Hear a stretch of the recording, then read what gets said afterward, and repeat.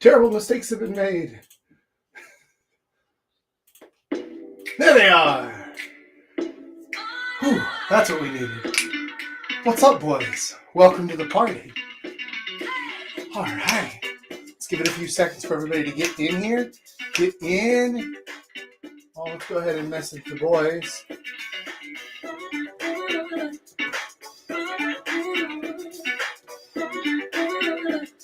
Let's see. Are you looking at me? Cause I'm looking at you. It's easy to see what's happening. Yeah. All right. Are you looking at Whew. me? I'm looking at All you. right. Yeah, that's not gonna work. Is it? Because of the lighting. Oh wow.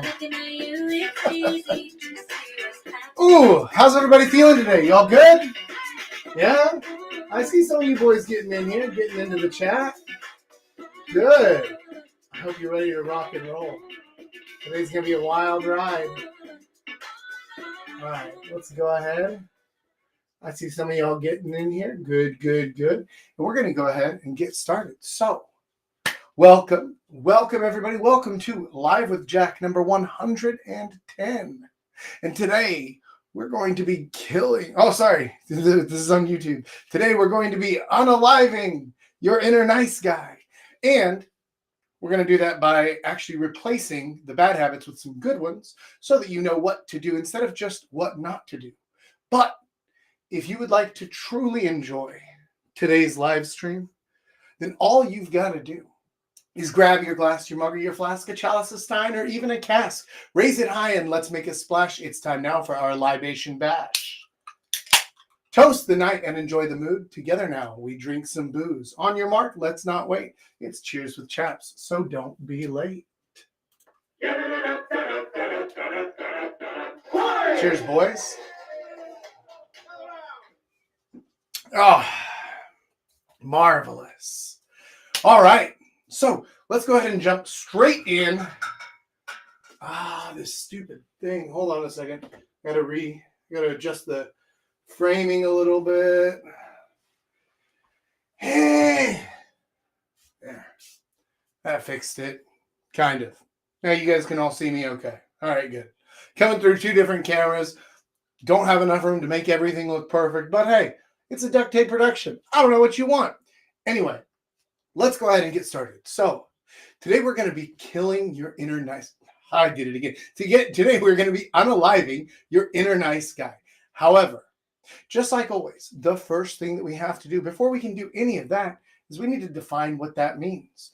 Now, you guys have probably already seen, heard, read about my different types of women, right? And the types are very helpful because they help us to categorize things, large groups of things that fit together into one bucket.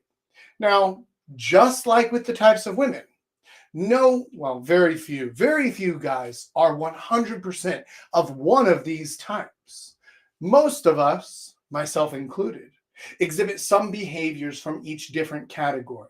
However, it's important that we can understand those, because if we don't understand what they are, then how can we ever change them, fix them, or even know if we want to change or fix them? So let's first define what these things mean. Our first one here is the nice guy. Who is the nice guy? All right. Now, if you guys have spent any time, I don't know, in the world, you've probably met nice guys. You may have even been the nice guy. The nice guy is the guy who does things for people that he thinks are nice, that he thinks are kind. He goes out of his way to do things for people, but there's a little bit of a caveat to it. He has a subtle expectation of something in return. And this is something that we're going to get into a little bit later on. But the nice guy does things for people, but he expects them to also do things back for him. Now, that might not sound so bad at first, but if you don't do things the way that he wants or expects, even though he never tells you what they are, then he gets very upset and very angry. And we're going to go into why that is in a little bit. But the nice guy views himself as the hero of the story. He views himself as the man who's going to save everyone around him. And there's a good reason why most white knights are also nice guys. because of this almost savior complex that they have. So the nice guy is trying to help, he thinks, but he has a very misguided view of how to do that. And it leads to some unintended negative consequences down the road. Now, the nice guy's arch nemesis, the guy he hates the most, oh, you, that's the bad boy, also known as the asshole. And the bad boy is very selfish. He focuses solely on the things that he wants, the things that he needs to get, and everything else be damned. The bad boy is the guy who will lie and cheat and steal to get the thing that he wants, which oftentimes, especially since, we're talking about dating and romance here, we're talking about guys who will lie to women to get them into bed and then immediately afterwards kick them out and never speak to them again because he already got what he wanted. He views things in a very transactional way. And he's not alone in that. But again, we're going to get more into that in a minute. However, the bad boy's key factors are that he doesn't care about anyone else and he's extremely selfish. He won't do nice things unless he thinks that it can get him something. That sounds a little bit familiar, doesn't it? Well, again, there's a little bit of overlap here that we're going to talk about. And finally, our last character of tonight's drama is the good guy. Now, the good guy, I couldn't think of a better name for it. I'm sure that there is one, but this is what I have so far. So our current working title here is the good guy, which is significantly different from the nice guy. And even though the two might be conflated in a lot of ways, good and nice, it's like, okay, yeah, it's kind of the same thing, right? But it's not. Because the good guy is the kind of guy who people actually want to be around. He acts in a good way. He lives a good life. And I don't just mean that he's pure and that he has no sin and that he's perfect in every way. That's not what I'm talking about. I mean somebody who is actually honest, who's forthright, who tells you what they think, who says what they mean. And you never really wonder where you stand with a good guy. He's the kind of guy who is fun to be around because he does cool things and he talks about them, but he's interested in hearing about you as well. The good guy is different from the nice guy because he isn't trying to do things for you to earn your attention and your affection. And he's different from the bad boy because he's not trying to lie to you or to trick you to get anything from you either. Mostly because the good guy just kind of doesn't care about what it is that other people have to offer unless it's something that they're both interested in. One of the good guy's key underwriting philosophies is that of mutual agreement, of everybody's happy here, everybody wins. And we're going to get a little bit more into that later and how you end up in that kind of situation if you're coming from a nice guy situation. Now, a lot of guys might think to themselves, well, look, Jack, like, what's wrong with being a nice guy? I want to be nice. I want people to like me. I want people to think that I'm nice. That's a good thing, isn't it? Yes, but the words are good. However, the behaviors that accompany them are not. And there are a few different reasons for this. One of the biggest ones is that the nice guy has a tendency to use what are called covert contracts. Now, covert contracts is basically a fancy way of saying they do things for you and expect you to do something for them in return, but you never say it and you never agree to it. So this can be a problem in a lot of situations and in a lot of ways, but it's still something that a lot of people do. And by the way, just so that we're clear, these behaviors that I'm going to describe, these nice guy behaviors, I still have some of these sometimes too. We will all have some element of this that resonates with you because it's kind of how we're raised. And so I should preface all of this by saying the nice guy is kind of your default factory settings, especially if you were raised in the West, because it's just what we're told to be. It's how we're told to act by society, by our moms, by Disney movies, by all of this other stuff. And so I'm not casting aspersions, and I'm not saying, oh, you're so bad for being a nice guy or anything like that. I'm just saying these are some behaviors and these are some problems that arise from them. So let's first figure out what they are so that we can decide whether or not you want to keep those behaviors and the results that come with them. So back to why everybody hates nice guys. And the first reason is because of the covert contracts, because they will do something, but they expect something in return. Now, what this usually looks like from the point of view of a nice guy, and we're talking about not just a single instance, but over a long period, is a nice guy will think, okay, there's this girl, I'm interested in her, I have a crush on her. If I do nice things for her, if I give her nice, kind gestures, then over time, I will be able to deposit enough goodwill that then she will owe me romantic or sexual interest. And that's not true. That's not something that the girl ever agreed to. That's not something that was ever said. It was just something that the nice guy assumed. And he has this view in his head that if he does these things, then other people will owe him and then they'll give him the thing that he wants back without him ever having to ask for it, which is really key to this because he doesn't want to say what it is that he wants. He's afraid that if he says what he wants, then the other person will say no, which they probably would, right?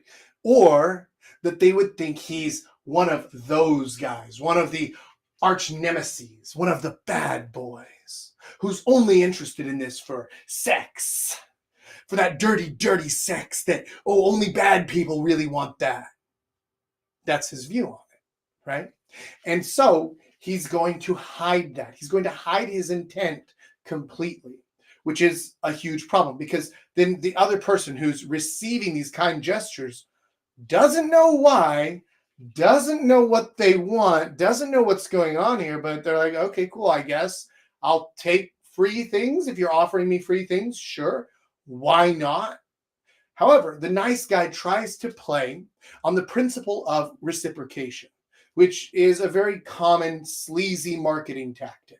So if you've ever seen like people from like a church or a cult or something, and they're handing out free things, but then once you take the free thing, you feel obligated to listen to their speech or to talk with them a little bit or to come with them to lunch or to donate money to their cause or something like that.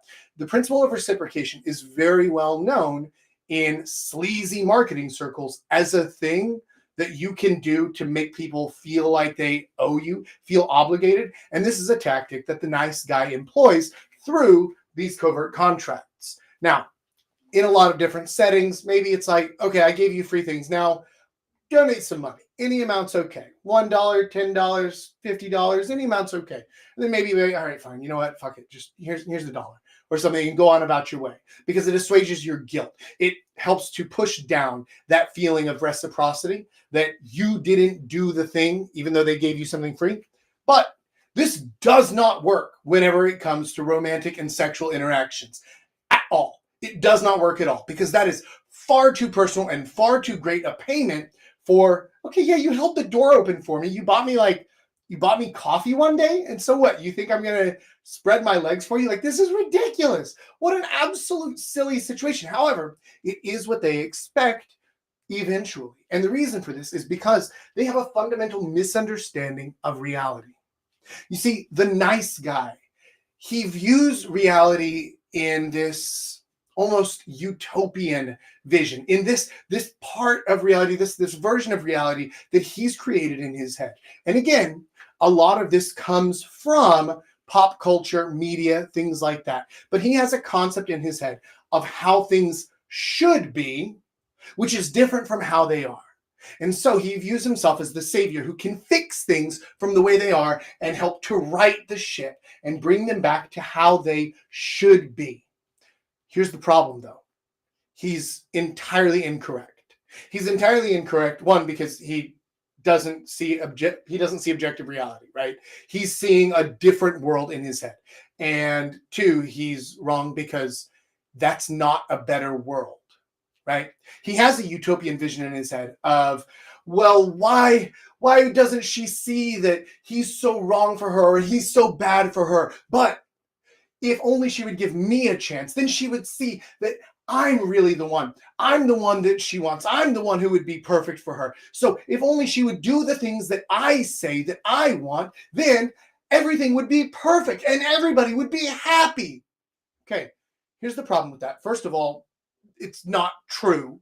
Okay, and I'll get into that in a second. But second is that your idea of a utopian view, if this is what you do, or I'm talking to the hypothetical nice guy here, his idea of this utopian perfect world is one where people don't get to make their own choices. They have no agency. They simply have to do the thing that he has decided is better for everybody. Now, that is not a better reality for anyone, much less him. But he's seeing it through such a small lens and such a focused lens that in his mind, it would be better for both him and the girl if she would choose him instead. Here's the other problem with that, and this goes back to the first bit, that it's not actually better, because most nice guys think that the things that they're offering, what they have to bring to the table is, well, I'm nice, I'm kind. I'm like, okay, cool. What does that actually mean in reality? Well, that means that I hold the door open for her, that I pay for things for her, that I do this and that. And it's like, okay, cool. So you're just a butler who is also a walking ATM, but you don't bring anything. You're not interesting. You're not fun to be with. You're not actually making her life better. You're just making it more comfortable. That is objectively not as fun or as interesting as even the bad boy. Because even the bad boy who, yeah, sure, maybe he'll lie to her. Maybe he'll just kick her out after they bang, but she'll have a good time along the way there. With the nice guy who's just, I'll hold the chair for you and I'll buy you ice cream. And yeah, what kind of ice cream do you like? Oh, and don't worry, I'll laugh at all your jokes. And it's like, this is not fun. This is just comfortable and it's easy and it's not in a good way. It's not in a good way. It's like when your grandmother tells you that you're handsome and you're like, that means nothing. That means nothing. You would say that no matter what. So this means nothing to me. Same thing. Whenever a girl spends time with a nice guy, she always gets really weirded out. She doesn't like it. Why? Because it's too much, because it's not real, because it's so saccharine sweet that it means nothing. And so this is basically why their fundamental misunderstanding of reality ruins their chances of actually having a successful relationship, because they aren't embracing objective reality. We're going to get to that in a little bit in how to break these habits. But the last thing, and this is the biggest thing, this is the biggest reason why nobody likes nice guys, is because ultimately they are selfish and transactional. Now, if you've been resonating with anything up till this point, you might have just recoiled and said, no, Jack, I'm not selfish. I'm not selfish at all. I'm doing things for other people. I'm giving things to them. That's the opposite of selfish. Okay. Why are you doing that? Why? C-Mac, I see you in there. Okay. Well, separate topic there. But you might be saying to yourself, Jack, if giving things to people, that's the opposite of selfish, how could you possibly call me selfish here? Okay. The question is, why are you doing these things? Why are you doing something like buying your coworker's coffee? It's unnecessary. It's not a thing that anybody expects. It's not a gesture that's normal, right? Unless there's something else going on here. Like if I asked a coworker to go to the coffee shop to get something for me, and I was like, oh, and also, since I'm sending you on an errand, I'll buy you a drink as well to kind of make up for that, then okay, cool. That's reasonable. But if you're just buying things for people for no particular reason, it's really weird and it's transactional. And even if you say, no, it's not, everybody knows that it is. We all feel it. We all feel it. It's like if somebody gives you a gift unprompted. It's one of those things where you're like, I didn't bring anything for you. I don't know what you want here, because of the principles of reciprocation, we all understand intrinsically that if somebody gives something to you or does something for you, that you kind of owe them. We feel that. And that's what nice guys bank on, is they bank on that feeling of owing somebody. And they think that feeling will make somebody say, oh, well, I owe him, so I guess I'll just play with his willy a little bit. Not how it works, though, right? And so what it does is it actually creates mistrust between you because you are trying to do something for a reason, for a cause, for something down the line. And everybody can feel that. And even when you say, no, it's not that. We can feel it, and it is.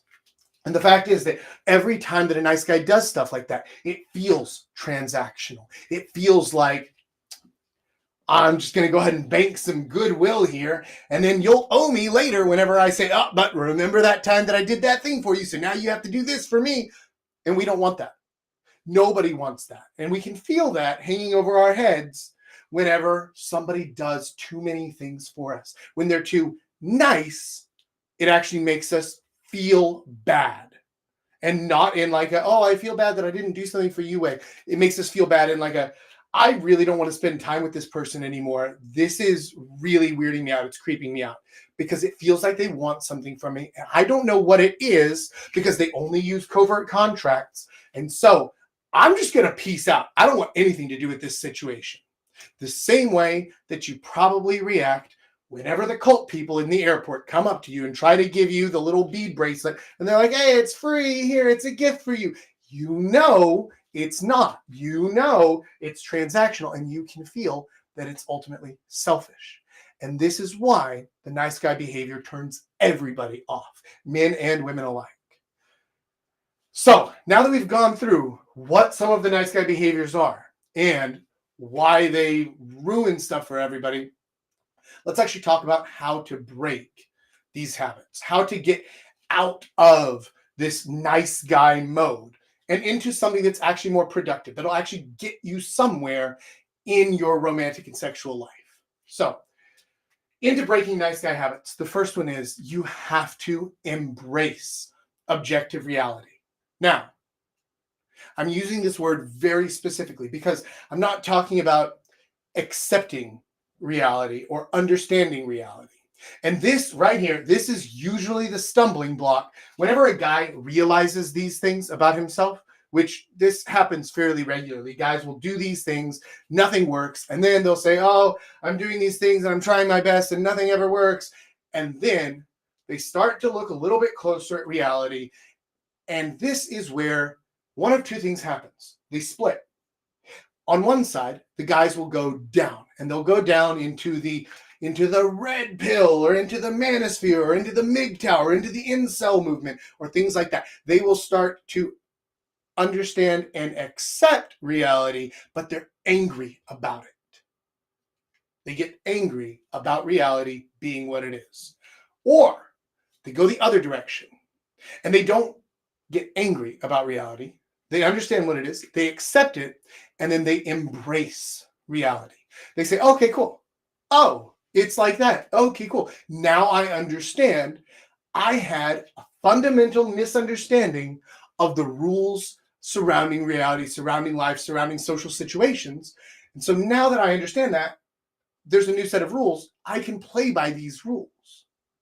Because that's a thing that you can learn to do. Once you learn that there is a new set of rules, then you can learn how to use them, how to play by these rules, and how to actually start succeeding and doing well, not just with women, but with everybody, with life. Because trust me, other guys also hate nice guys because of all this stuff, right? Like we feel it too. The strategies that they use towards women, they also use in all of their other social interactions. So we all try to avoid them, right? But once you start embracing objective reality as it is and stop trying to see things through this lens of, well, wouldn't the world be perfect if it all looked like a Disney movie? And instead, you just say, oh, okay, cool. I understand. So people have freedom and people can make decisions and choices. Sometimes they make good choices. Sometimes they make bad choices, but they will always make the choice that appeals to them more. Okay, cool. Then if all the girls are passing me up and they're chasing after bad boys who they objectively know are bad for them, why is that? Is it because they're assholes? No, and we're going to avoid that trap. Don't worry, because some nice guys will go that direction. They'll say, oh, well, then I just need to be a bad boy. But They're, again, misunderstanding what the reason is that girls will chase after bad boys. Bad boys are not, for most women, bad boys are not their top choice. It's just the better of the choices, which is, are you going to have a shitty time, or are you going to have a really fun and exciting time followed by a shitty time? Well, if those are my choices, then I'd rather have the fun and exciting thing before the shitty part, at least, right? Have a little whipped cream and a cherry on top of my shit sundae. So that's why they're chasing after the bad boys, because at least they're fun and exciting and interesting. But here's the cool part. Once you learn the rules, you can actually be fun and exciting and interesting without having to be an asshole, right? That's the actual goal. That's what we're looking for here. So you don't just understand and accept reality, you embrace it. You go full in. You learn the new set of rules, and then you learn how to play by them in the best way, okay? The next thing you have to do, if you want to break your nice guy habits and the results that gets, you have to completely abandon covert contracts entirely. This is critical. You need to understand nobody owes you a damn thing. Nothing. Not ever, under any circumstances, unless you specifically say, okay, here's the deal. I will do this thing and you will do this back for me. This is why we have contracts for things like work, because if they ask you to do something that you did not agree to do and they are not willing to change the pay, then you are not expected to do it.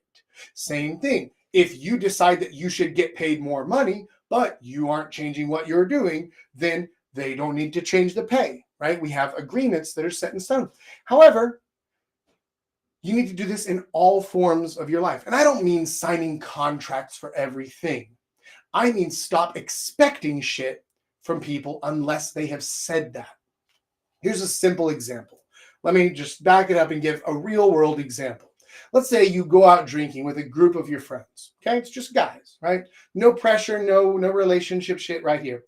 And then you decide that you want to buy a round of beers for everyone. Okay.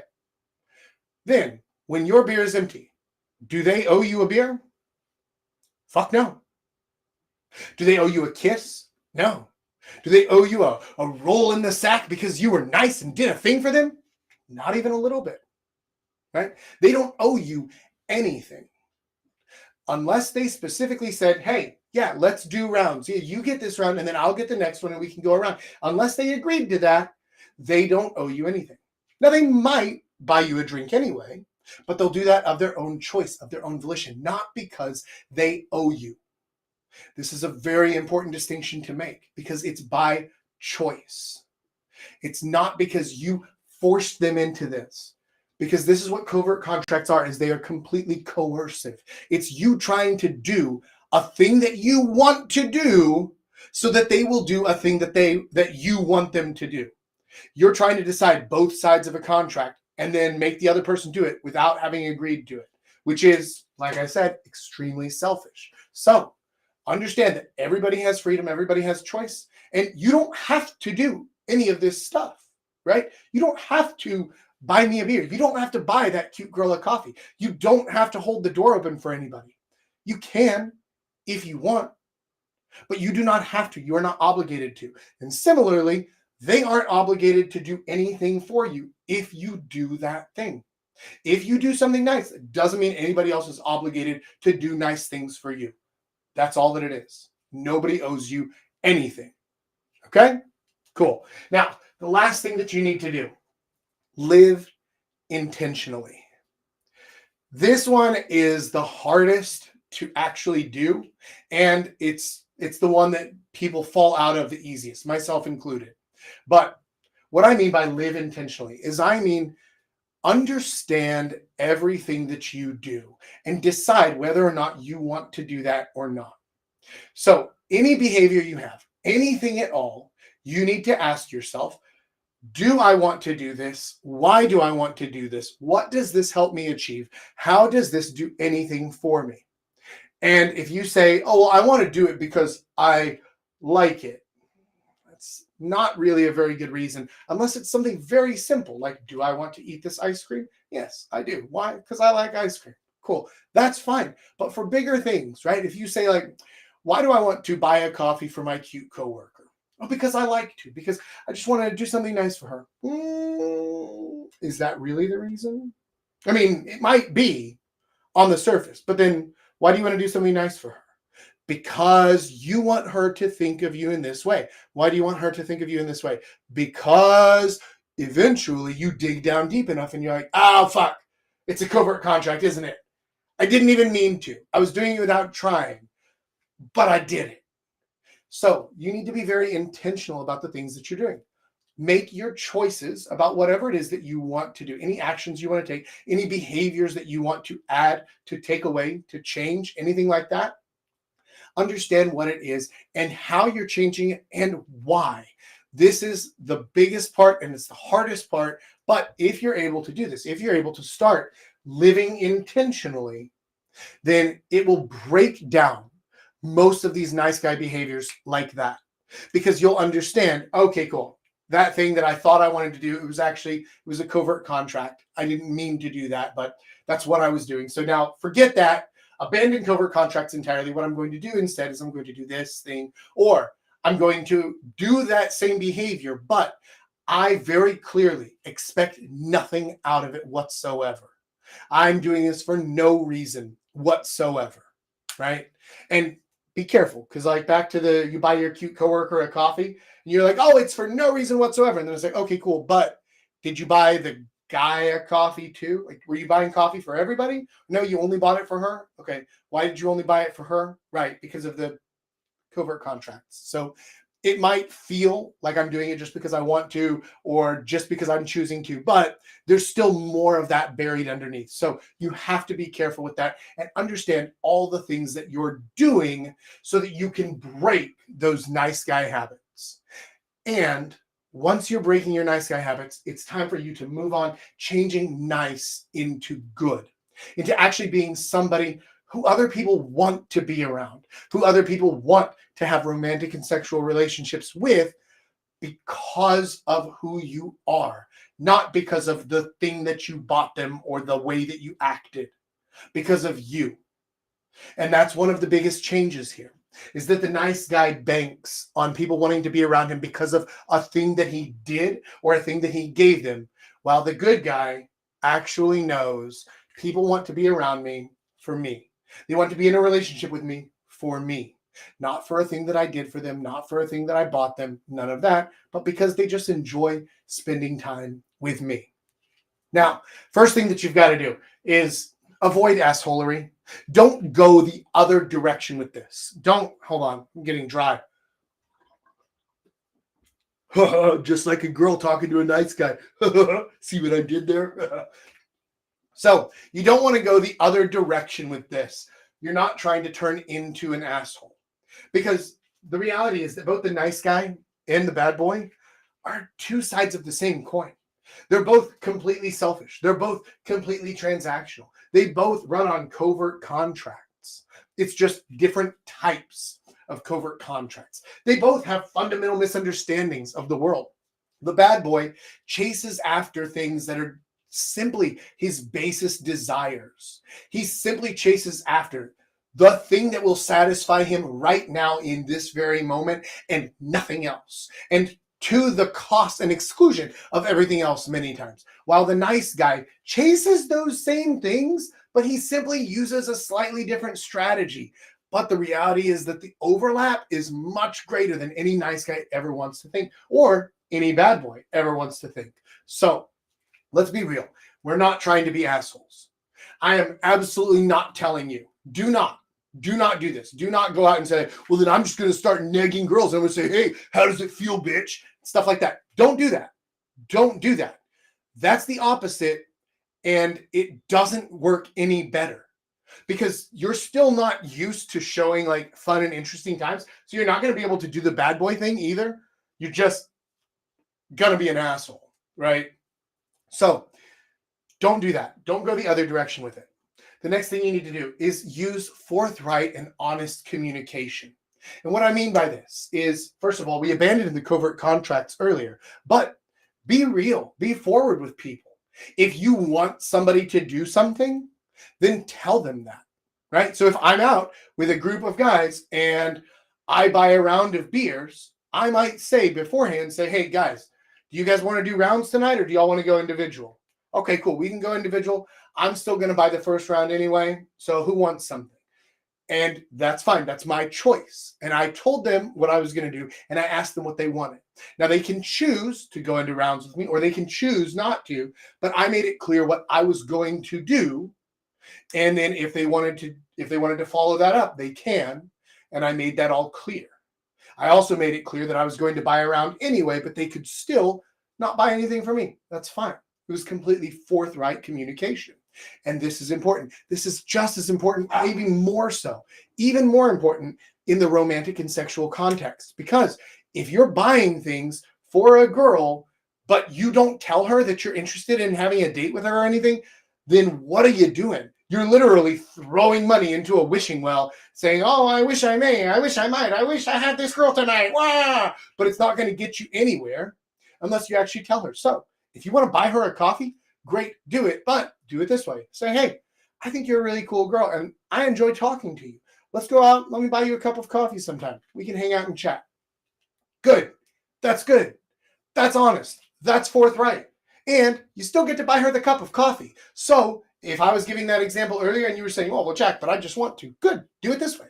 This way, it's honest and she knows what it is. She understands and accepts the situation of, oh, okay, cool. You want to go on a date and talk and you're going to buy me a cup of coffee.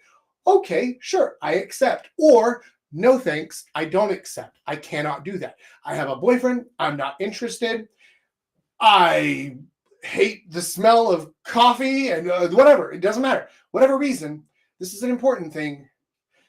You have to accept that because people have freedom and agency and the ability to make choices, remember, we're embracing reality, that they might not be interested in you. And that's okay. In fact, not only is it okay, it's pretty much the norm. Most people are not going to be interested in going on a date with you.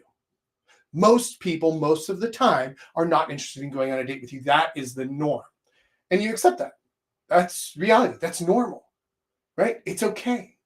In fact, it's so normal that okay, cool. No worries. You just accept it and you move on because it's not a big deal. Now, some girls might be interested in going out with you. I'm going on that date with you. Great. That's exciting. Great. I'm excited to hear it. Let's meet at this time at this place. Cool. Forthright, easy communication. But if they say no, you're not angry about it because you didn't expect anything from them. Remember? You expect nothing from them. You're simply asking them out. That's it. And then if they want to, great. And if they don't, okay. Now the bad boys might turn into something like, oh, well, then you must just be a lesbian because I'm a stud of a man. Or they might say something like, oh, well, then okay, then I'm going to go out and fuck another girl to prove myself to you or whatever else. Listen, that's still the same bullshit as the nice guy, where you're trying to prove something to other people to get them to think of you a certain way. Forget that. You need to accept that sometimes people will disagree with you. People might disagree with you about politics. People might disagree with you about how handsome your grandmother thinks you are. Even you, Z-Mac. People might disagree about different things. You want to have a date, they don't want to have a date. That's a disagreement. And it's okay. Doesn't matter. No skin off my back, right? You want to have the date? Cool. You don't? All right, cool. I keep moving. I keep looking because I'm not too worried about what somebody else thinks of you or thinks of me. And you shouldn't be worried about what somebody else thinks of you either. So the reality is that living as a good guy it's an ideal. It's something that we can all strive for. But it's very difficult to actually be this person all the time because the truth is, like I said earlier, the nice guy stuff, this is basically our factory default settings. And a lot of times we're going to fall back into those bad habits that we were conditioned to do as young children, right? And you might have a bad day, a shitty day sometime, and you might start falling into some asshole, some bad boy behavior. And you want to avoid that, but you can't avoid it unless you understand what the behavior looks like and what it actually means. What does that do to the people around me? What does that do to my relationships, to all of that stuff? So understanding the behavior is the first part. And then you aim to get rid of that stuff and actually live as a good guy. Now, a good guy, what does that actually mean? Living as a good guy. A good guy is cool because a good guy lives a good life. He does things that he wants to do. He does things that he's interested in. And so he has things to talk about. Now, might not be the same things that somebody else wants to talk about. That's okay, because a good guy is also able to hear what other people are saying, what they're telling him. He's able to have a conversation both ways that has no hidden agenda. It has no covert contract to it.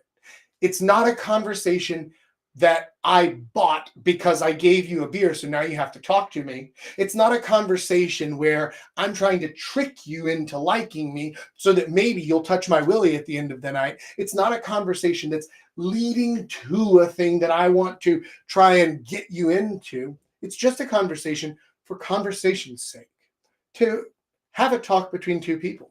And here's the thing that the good guy knows is that a good conversation between two people deepens that relationship between them. No matter men and men, women and women, right? If you have a good conversation with one of your guy friends, your relationship is deepened by it. So same thing whenever you're talking to women and you have a good conversation that isn't leading to a thing. It's just a great conversation. It deepens your relationship and it brings the two of you closer. And a good guy knows that a deeper relationship has a much higher chance of actually leading to a sexual relationship as well. So if your ultimate goal is to create a romantic and sexual relationship, how do you get there? Well, not by tricking them, not by lying to them, not by following this step-by-step thing that's going to lead you to exactly this moment where you say, I see it now. I will say the magic words and then she will come back and take off all her clothes. It doesn't work that way. You just have a good conversation. It deepens the relationship. You guys both feel better about each other. You enjoy talking to each other more. She goes home with you because she loves spending time with you. Great. Living as a good guy just means being real, being honest, and being true to yourself. Being intentional about your life. Telling people what you think, what you feel. Doing the things that you want to do and not doing the things that you don't want to do.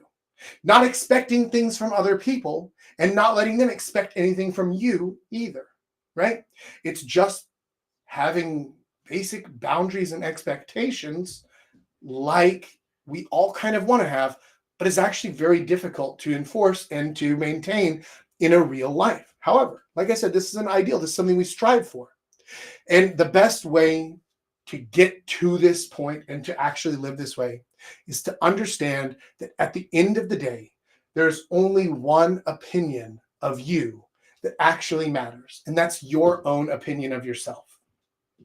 The truth is that nice guys do things so that other people will view them in a more positive way because they already don't view themselves in a positive way. Bad boys do things that make other people, a different group of people, view them in a more positive way.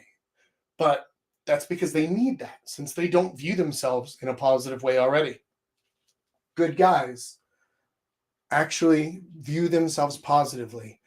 And as a result, they don't need external validation from other people.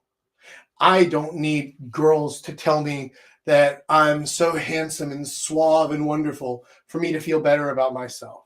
I don't need guys to tell me how cool I am and how good with women or anything like that. I just don't really care about that. Like, does it feel good to hear those things? Of course, right? We're human, but it doesn't actually affect my self-esteem. And at the end of the day, whenever I look at myself in the mirror, most of the time, not all the time, there are definitely some times where this is not the case, but most of the time, when I look in the mirror, I'm able to say, hey, you know what? Fuck yeah. Let's rock and roll, Jack. I like you. And that is, at the end of the day, the only opinion that matters. So if you like you, everybody else can go fuck right off. But if you don't like you, you need to fix that, because other people aren't going to fix it for you. No matter how many covert contracts you make, no matter how many times you buy that girl coffee, no matter how many times you hold the door open, pull the chair out for her, anything like that, no matter how many times you lie, cheat, steal, you get this girl in bed, you get that girl in bed, you kick them out, and then you high five your boys. Yeah, yeah. Now, do you guys think that I'm cool yet? And they're like, yeah. And then you're like, oh, fuck. I still don't. I still hate myself. You have to fix that first before anything else can matter. You fix this, and the rest of it can take care of itself. Now, that was a hell of a long lesson. Oh, by the way, if you guys have made it this far, first of all, thank you. Appreciate you watching. And second, please do me a huge favor. I have one thing to ask of you, and it's very simple, it's very easy, and it's free, totally free. I would just ask that you hit the like button. A little thumbs up below this video. It would mean the world to me. But, like I said earlier, this is not a covert contract. You don't owe me shit. If you don't want to hit it, don't hit it. Maybe you hate what I'm saying. Hit the thumbs down button. That's fine too. Maybe you already fell asleep because this lesson's been going on for so damn long. That's fine too. I still love you just the way you are, no matter what you do. But it would make me feel a little bit better and give me that tiny ego boost if you'd hit the thumbs up button. So, with all that said, let's go ahead and bring in our special guest assistant, Tay-Tay, who's coming in hot to join us for the Q&A. What up? How are you doing, Tay? Hanging in there, getting a little bit of seasonal allergies, but otherwise doing great. Me too, man. I was having to pull out my Zyrtec earlier today. All right, let's get down here. Yeah, I had to order. The pharmacy by my apartment usually has that spray that we both use, so I had to get something off coupon because they were out. Oh, that's dangerous. I have like 3 or 4 different sources in case any of them run out. Because anyway, glad to hear you're doing well. You look good. You look good, buddy. Oh, thanks. That's good. Yeah, I'm trying to be at least slightly presentable. Yeah. And I'm glad you had me on for this particular topic because I feel like my dating life recently, there's so many different angles that we can tackle this topic from. And I feel like there's also another part of the nice guy thing that maybe I missed it earlier in the lesson, but I think there's another part of it that maybe we can talk about too that I didn't hear you talk about. Yeah, absolutely. We can get into all that stuff. Let me just crack the door open. Simba wants to come say hi. Simba, come on. It's okay. You can come in. Come here. Come here, buddy. Yeah. Oh, okay. Okay. Yeah. So let's start with you then, because you're here live and everybody else can wait. What questions did you have? Well, so not so much a question, but it seems like, so for the nice guy thing, you were saying that most nice guys approach it from like, oh, if I do this nice thing, these what did you call them? Quiet contract or something? Covert contract. Yeah. I think there's another aspect of it because I used to be like this. I think some guys are just nice because they don't have the guts to do what they really want to do. It has nothing to do with covert contracts. It's just like, oh, well, if I'm nice, then maybe. And I don't. Maybe those do connect at some point. But like to me, in my mind, it was never like, well, if I do this nice thing, maybe she'll, come back to me. But it was more just I didn't have the guts to do what I really wanted to do. Sure. So, okay. So you didn't have the guts to do the thing you wanted to do, which was, let's say, ask the girl out, right? Yeah. But you did want to go on a date with her. Right. So you were hoping that by acting this way, that she would ask you out. Yeah, I guess so. Like, okay, so maybe it is. Maybe it was then. Yeah, like it's. Whenever I talk about covert contracts, it sounds so like dastardly and like I have planned this thing, but it's not usually that. It's usually something as simple as like, well, I don't want to do this thing, so I want to make you feel uncomfortable enough that you'll do the thing for me, and I can do that through being nice, right? Through just the principles of reciprocity, where I'm like, okay, cool. Well, if I do enough nice things for you, then eventually you'll say, hey, you're really nice. I like you. Can you take me on a date? And you'll say, uh-huh, I can. Right. So like it is a covert contract.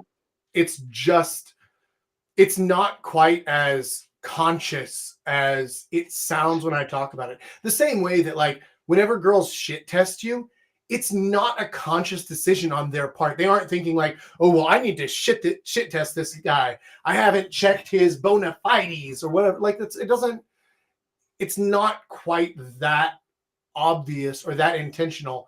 It's more just like, I'm going to do this thing so that hopefully you will do the thing that I want you to do. But if you don't do the thing that I want you to do, I will actually be upset about it.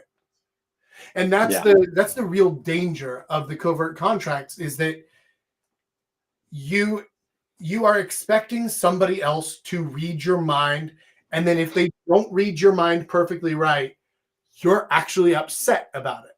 Which I mean, I'm not saying you. I mean, like this is the me too, right? Like I've done this shit before in my past, and it's ridiculous whenever you actually look at it and you're like, why would I do that? Why would I think that? This is the dumbest shit in the world, right? Who could possibly be expected to read my mind?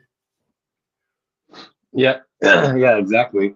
But I will say that I feel like lately you've been kind of rubbing off on me in a good way, where I have kind of killed the nice guy thing.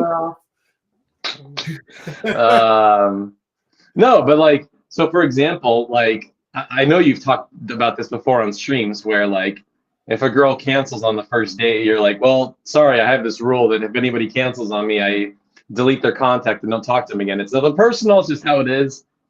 And I've never done that before, but I was getting so sick of them canceling on me. And a lot of it was on me. I think I planned the date too far out. But anyway, that doesn't matter. I actually did that. And I was like, oh, I don't like this. But I was like, okay, this is like setting another boundary.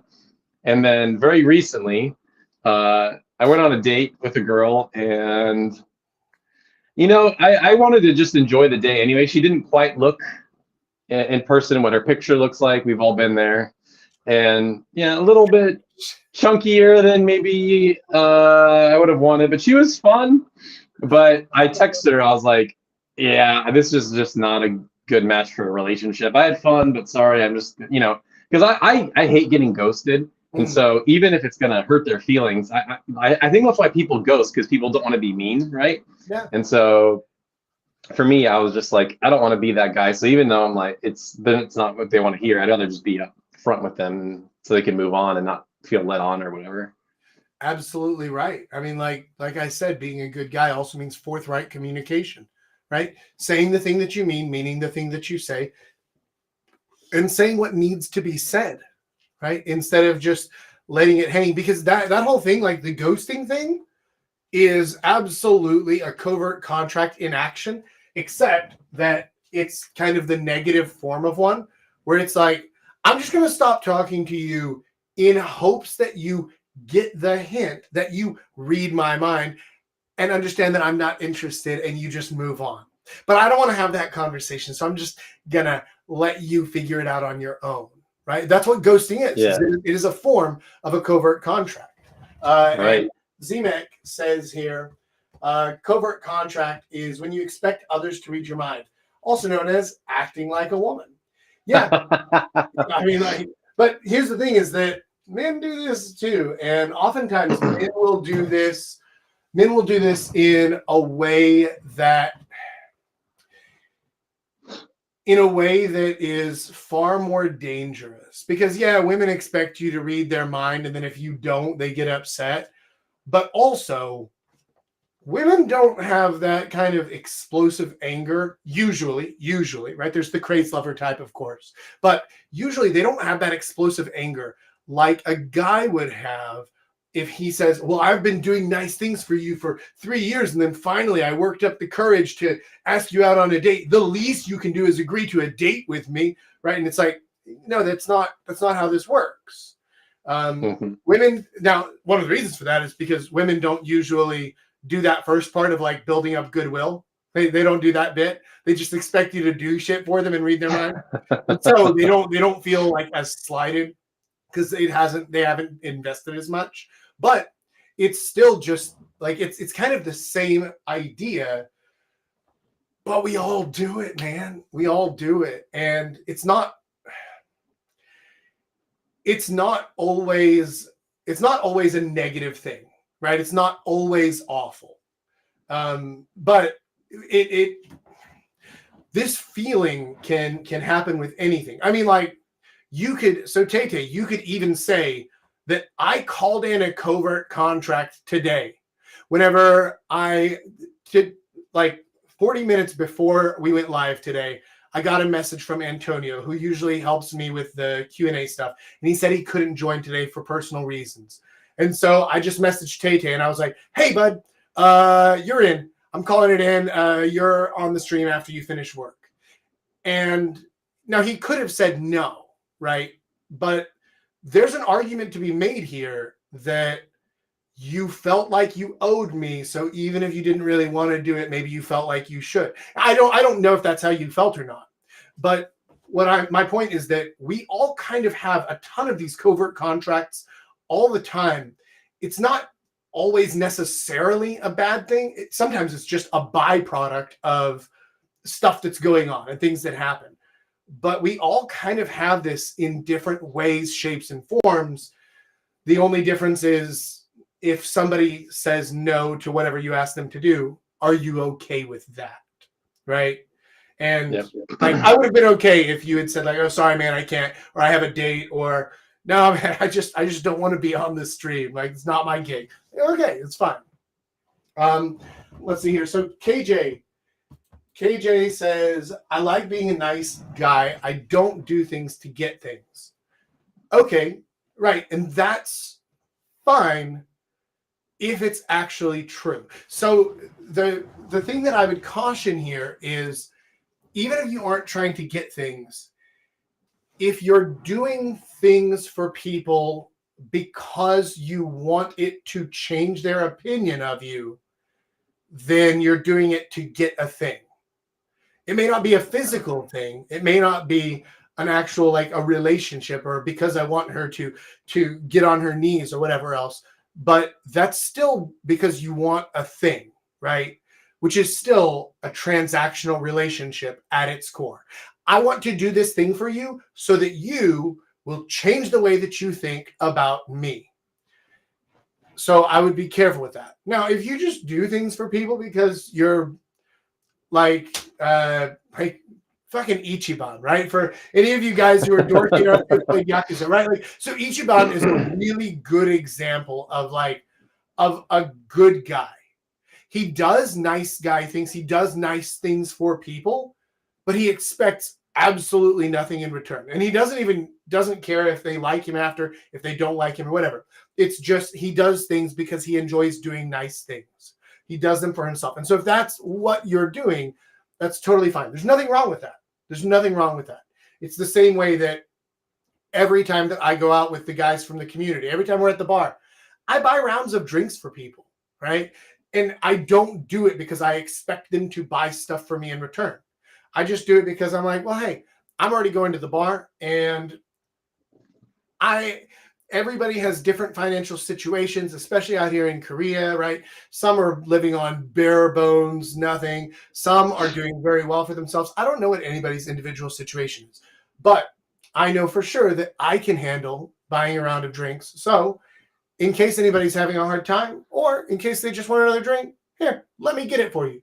No expectation of anything at all. So KJ, if what you're saying is something like that, of I literally don't care the result of this, you can take my drink and drink it. You can take it. You can spit in it. You can dump it out if you want. You can take it and say, you're such an asshole. Why did you buy this for me? Okay.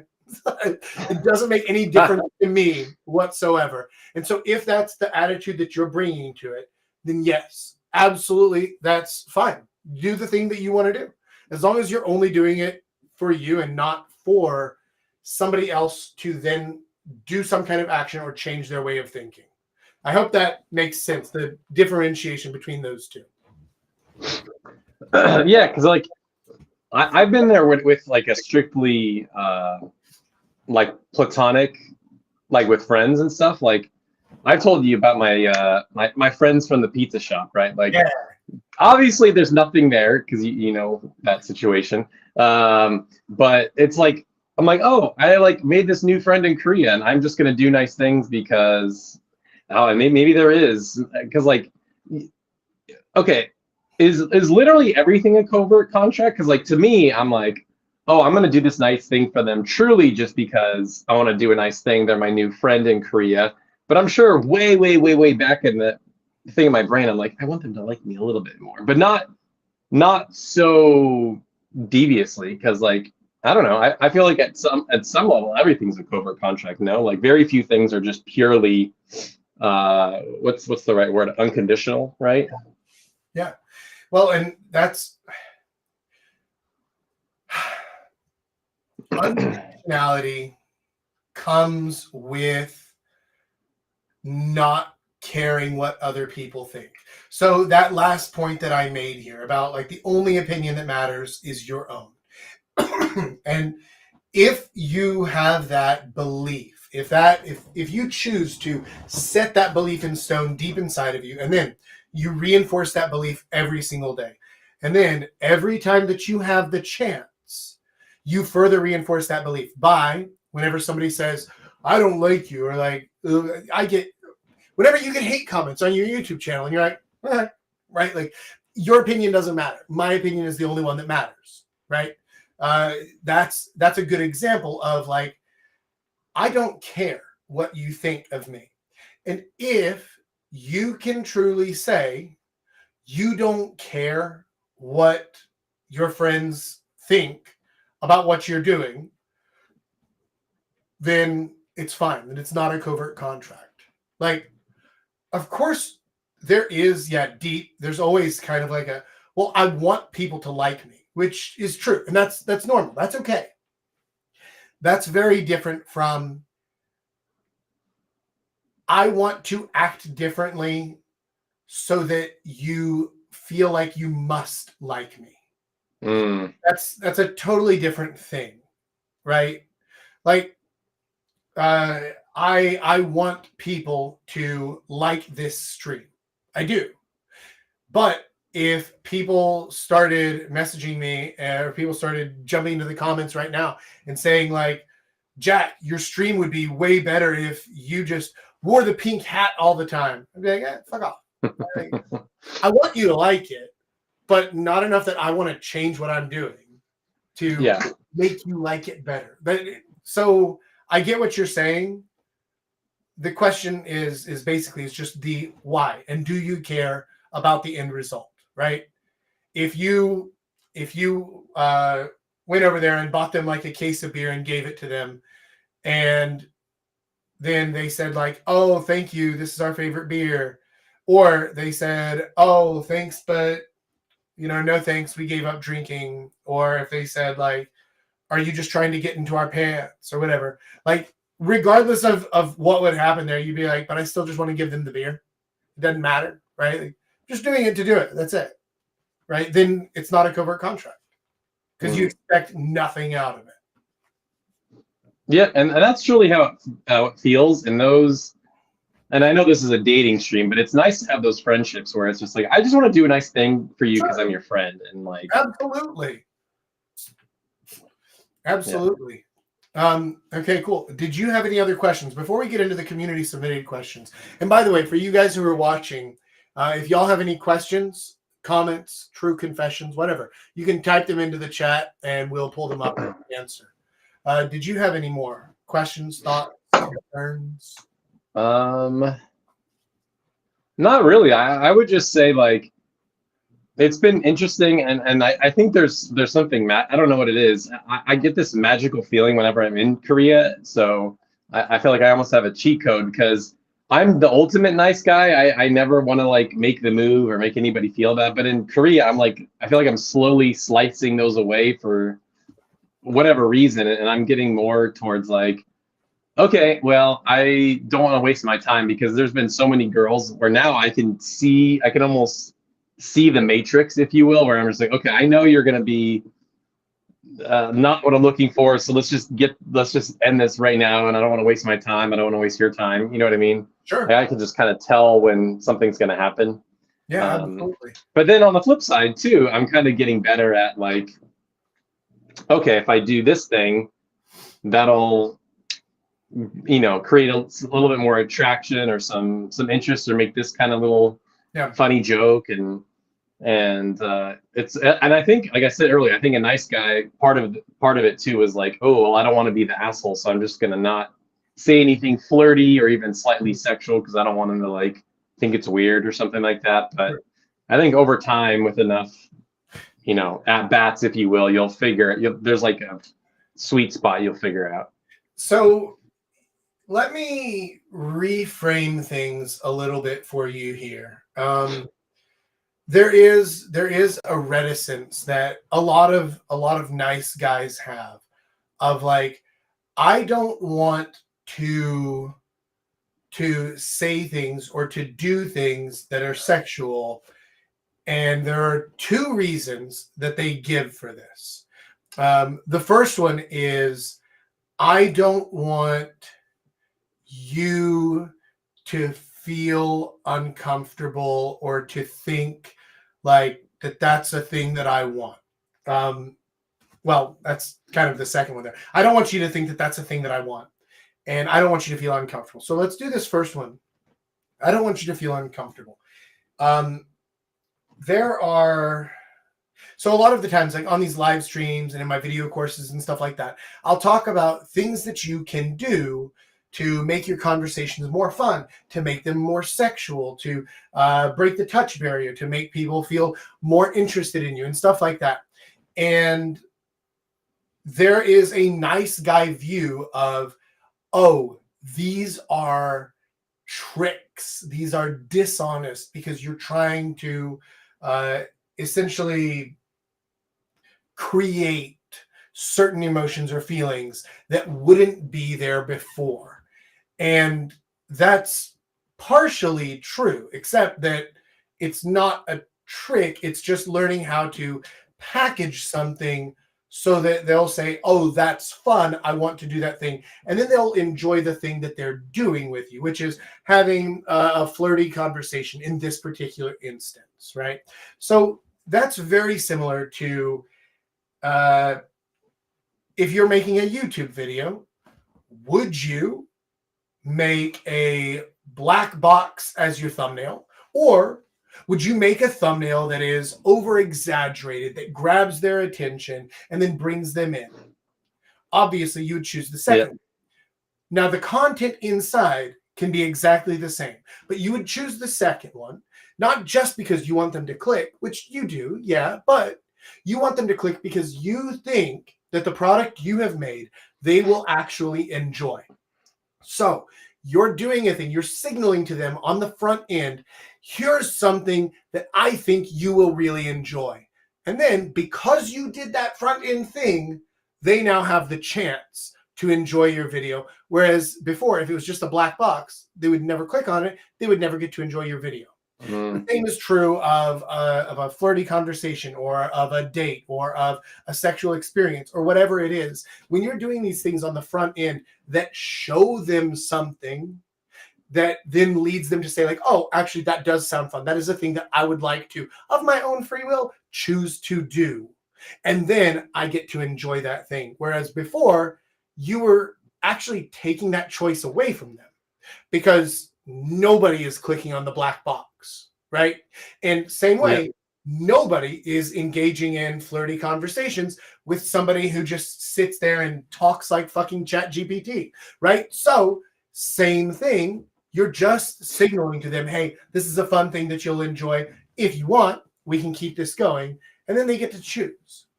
So that's the first thing about I don't want to make you feel uncomfortable. It's like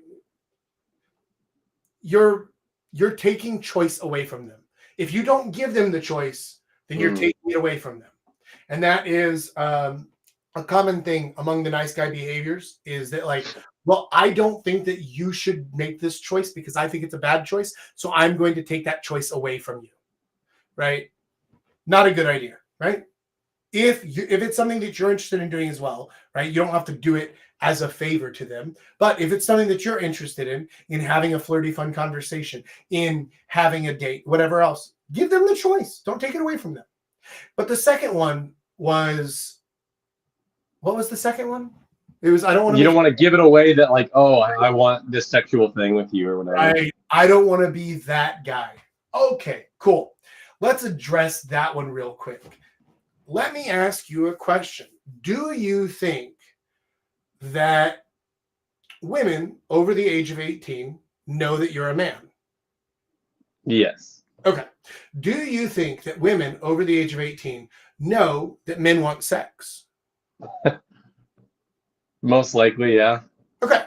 So in that case, we can infer that women over the age of 18 can probably assume if you're talking to them, it's because at some point, on some level, you want to have some sort of romantic or sexual relationship with them. That's generally the assumption, especially if you're having flirty conversations, if you're having fun conversations. Now, if you're just talking to an old lady on the airplane because she's sitting next to you, maybe that's not the assumption. But generally speaking, you're flirting, you're chatting, you exchange phone numbers, you set up a date, whatever. The assumption is because I want this to become a romantic and or sexual relationship, right? Every woman knows this. So your concept of, but I don't want her to think I'm one of those guys who want sex, is already fundamentally flawed because they all think that you want sex because they know that men want sex and that you are a man. So therefore, you probably want sex, right? Now, that doesn't necessarily mean he wants sex with me right here, right now, at this very moment. But it is in the back of their head of like, okay, cool. This is the thing that he's, oh, Tay-Tay, we lost you. That's okay. I'll continue on. So the thought process there is basically that they understand that that is a thing that at some point you are dying for, that you're looking for, and that you're looking to create. Now, that said, I'm going to jump into our questions for today that we had submitted from the community. I had sent them to Taylor so that he could help us out with this, but he has up and disappeared. I assume a Wi-Fi problem. That's okay. I've got them here. So our first question submitted by the community is, how do you balance your desire for looks, but also a good personality in a long-term girlfriend? Is it just get both, or is there a trade-off point eventually? Oh, and he's back. Let's bring him back in. Hey, Nope. Welcome back. Hey. Internet died for a second. That was fun. That's what I figured. That's okay. Anyway, I think you got where I was going with that. I finished up the answer to that. And I went ahead and read our first question from the submissions, which was, how do you balance your desire for looks, but also a good personality in a long-term girlfriend? Is it just get both, or is there a trade-off point eventually?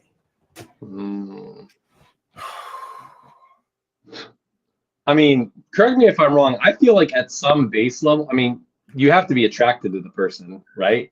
I mean, I feel like I literally just, and it's funny, I feel like I've been on both ends. I've had dates on both ends where I've literally been on a date with a model, smoking hot, right? But she's couldn't be more boring, right? And then I was on a date with a girl. I'm like, you're like a 5, maybe a 6 on a good day, but you're really fun. But I got to be attracted to you. So I feel like there has to be a happy middle ground, at least for me. Yeah. And I feel like anybody's fooling themselves that they think otherwise. But I've been on both ends quite recently. So yeah, so generally speaking, relationships do best when both people are within 2 points of one another on like a 1 to 10 scale, right? And the closer they are, the better it is. So if you're a 5, date a 6 or a 4 or a 5, right? Like 5 is ideal. If you're a perfect match on the looks department, great. Now, it's every 5's dream to date and marry the supermodel, right? But it's really not. It feels like it's the dream, but it's really not. And the reason for that, well, there are many, many reasons for it, but basically it just leads to unhappiness. Whenever there's a clear reacher or settler, it does create some level of resentment. It creates some questions in there, right? Of like, dude, imagine if the model that you dated, if she also had a really, really good personality, and she's like a 9 with a 9.5 personality, and she's interested in a serious long-term relationship with you. Even though that's the dream, it creates a whole series of questions and of like, okay, but why, right? Like, am I hung like Donkey Kong, or like what's going on here? Is this do you think that I'm independently wealthy and I've been hiding it? Like, is this a honeypot thing? Are you working for the CIA for some reason? Like, I don't know what's going on here, but it creates a serious amount of distrust and issues there. What I would generally say is personality is going to be more important than looks. And looks, you should aim for within a 2-point range. But here's the thing is that personality, you should also aim within a 2-point range as well. Right. And I mean that in the different forms of personality. Like, if she's a really, really outgoing and excitable person, but you're like, I would really like to just sit at home all weekend and read Tolstoy. Like, can we just do that? Then, like, okay, cool. There's a massive gap in personality here. And so the closer that you are on most of those things, the better. Now, there's obviously some level of opposites attract kind of things, of like balancing each other out. Like Lady North and I are polar opposites personality-wise, but we're in agreement on a lot of the things that actually matter for our relationship. So, of course, all of these things are going to be different depending on your own personal relationships. But I would say for both looks and personality, aim for around where you are on all of those different sliders. That's kind of what you're looking for the most part. And I don't want to get too off topic by getting into this, but how do you think a guy could like rate themselves realistically? Because some guys might be like, yeah, I'm a 9 or whatever, but it's like, dude, come on. Like, how do you think a guy, like, I think I'm pretty self-aware. I kind of know where I am, but there's probably some that are not. So how do you think you could objectively do that? Men, just like women, are not able to objectively rate themselves. And also, men, just like women, can't rely on their friends to objectively rate them either. You know why? Because I don't see you the same way that women see you, Tay-Tay.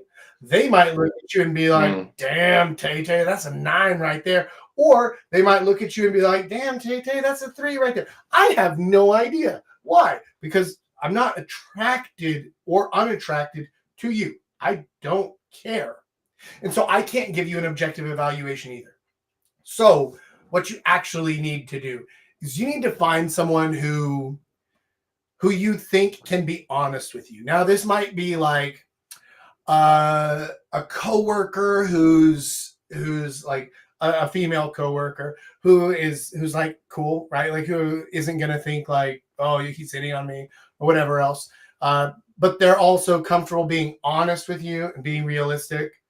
Like, I had one of those whenever I was working with Clara at the last place.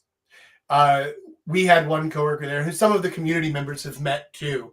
And she was cool as hell. She was realistic. And she also knew that I was never going to try to hit on her because we had a good relationship, but it was clearly a platonic relationship. I'm married. She isn't interested, and that's okay, cool, because I'm not either. So with somebody like that, I could ask her if I needed to get like a proper gauge of like, all right, cool. What am I actually? Right? Like give me a looks rating and give me a personality rating and give them to me dead honest. I won't be mad no matter what. Even if you say, bro, you're busted as shit, you're just a 1. I won't be mad. Okay. There's somebody like that. Maybe, damn it, Tay Tay. Oh, and he's back. Okay. It's okay. There might be somebody else like a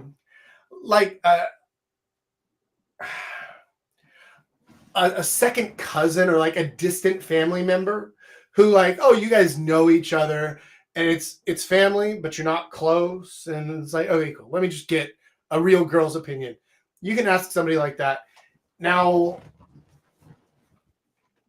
it's hard to know if they're telling the truth or not, but I don't know. I feel like you can tell if somebody's blowing smoke up your ass, right? Yeah. You know, because like if you ask like you have a sister, right? I have a close cousin, but not a sister. Oh, okay. For some reason, I was thinking you had a sister. I was going to say, like, look, if you ever ask your sister or something like that, they're either going to be like, ew, a 1, or they're going to be like, oh, don't worry, you're a 10 in everybody's eyes. Or what, like, they're going to blow smoke up your ass either way. Yeah, like, yeah. If you ask your mom or whatever, like, you're not going to get a real answer. But the other thing that you'll notice is that you will find yourself attracted to and attracting people who are kind of around your level, because we just naturally kind of gravitate towards one another, right? And that's really unfortunate for me because all the fat girls love me, right? But good news, Lady North's, well, she is now, but that's for a different reason altogether. Lady North, I got lucky on that one, right? But for the most part, right, like people tend to attract others who are of similar ilk, right? So that might be a hint. It's funny that you say that because I feel like, and you've seen the before and after. When I came to Korea, I lost a lot of weight, and it was funny because when I was in America, a lot of my friends, like I'd be trying to go after like hot girls, and they're like, you're kind of heavy. Do you think, like, are you sure you should even like be trying? Like, shouldn't it be like you're saying, like being on the same level? I'm like, oh, you're trying to be nice, but but now here, like I have girls that I'm going on dates with. I'm like, I feel like I have no business going on dates with you. You're like out of my league. But maybe that's not the case anymore because I lost a lot of weight. And you've said this before. I think you get some extra points being a foreigner in Korea, which are like, sweet. I'll take that. You either gain points or you lose points depending on the girl, but you're never exactly the same, right? Because they either view it as a good thing or a bad thing. Nobody's ever like 100% completely neutral about it. I mean, it's the same way that like in America, if you're a black guy, a lot of girls won't date you because you're black, but also a lot of girls will date you because you're black. So like it's one or the other. It's never straight down the middle. Same thing with being a foreigner here, is that you're either going to get a hit or you're going to get dinged for it, depending.